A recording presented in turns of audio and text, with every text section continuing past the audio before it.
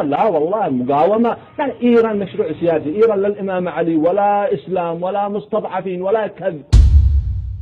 إيران مشروع سياسي مثل أمريكا، مثل بريطانيا، مثل الاتحاد الأوروبي. ولهذا عندما أتكلم أنا عن الخطر الإيراني أتكلم عن شيء الناس مش مدركين. عندما تتكلم أنت عن أمريكا الناس فاهمين مشروع أمريكا، الأوروبيين فاهمين، أما هذا مشروع بينخرق من داخل ما حد عارفه. ولهذا تحديدي الخطر هناك. ما وصلنا إليها اليوم الخليج تمام، عدو معروف أنه عنده خلاف اليمن وتدمير اليمن هو ببقانا تمام معروف. الآن الذي انتهشنا هذا من؟ عندما أجي أقول نفعل مناورة على الحدود اليمنية السعودية من المستفيد؟ عندما يصير وفد من الحكومة لإيران وارجع بكفي حنين من المستفيد؟ استفزيت الخليج من المستفيد؟ إيران لدينا هناك منزل من قبل 25 سنة اشتراه والدي. لدى من؟ لدى والدي. فين؟ في إيران. في طهران؟ في طهران، واثنين منازل، واحد في طهران واحد في قم. في هناك لا أكثر من 25 سنة.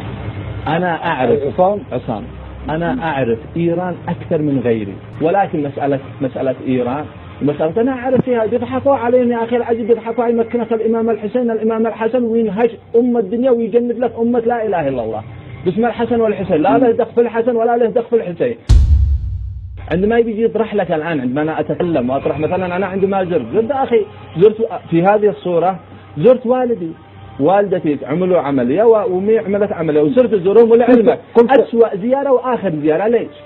ذهبت بعد 2011 وصرت أزورهم، تأتي أجنحة من الأجنحة المخابرات الإيرانية تجي تستقطبك يعني من سفاهة. يعني أنا أعتز بلدي وأعتز بكل شخصية بلدي ولو اختلفت ولا تقاتلت أنا وياه. أما يجي رخيص يشي يجندني مثل ما جند البخيتي ولا مقالح ولا يجند مدري من ولا قانص ولا إيش ما كان. يعني الذي يجي بالزلط الإيراني ويجي يحب صورة الخامنائي وسط مطار صنعاء ويحب لي الخميني حقهم وسط إيران. ايش تشتي؟ اي شيء رسالة حب للوطن، رسالة مشروع إيران، رسالة بأن هناك طرف سياسي يريد أن يستقطبكم. تجنيد الإعلاميين والحكوميين، جهاز المخابرات الإيراني.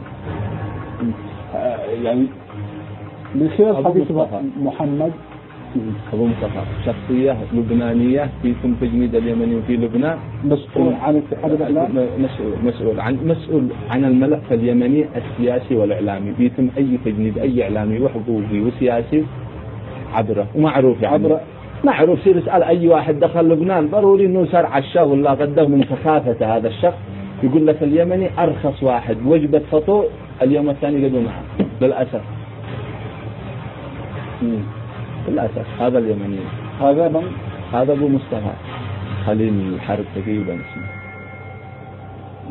هذا اللي شخص المسؤول عن مسألة المصطاقية في الكلام. أنا ما بنديش حاجة هراء بقدر ما هو يصير بسرور الجوازات والختومات عندي شافر هذا والشخصيات وشخصيات كثيرة. وليش يعني شوف، لو كنت أعتقد بأن إيران تفعل لليمن مشاريع تنموية والله ما في رأس نصير إيران، نصير أمريكا، نصير بريطانيا، نصير السعودية، نصير الإمارات. بس أنا مشكلة أني عارف بأن هذه الدولة تتجلف وتعطي شعارات المقاومة وشعارات الشيعة وشعارات الحسن والحسين من أجل مشروع خاص بهم.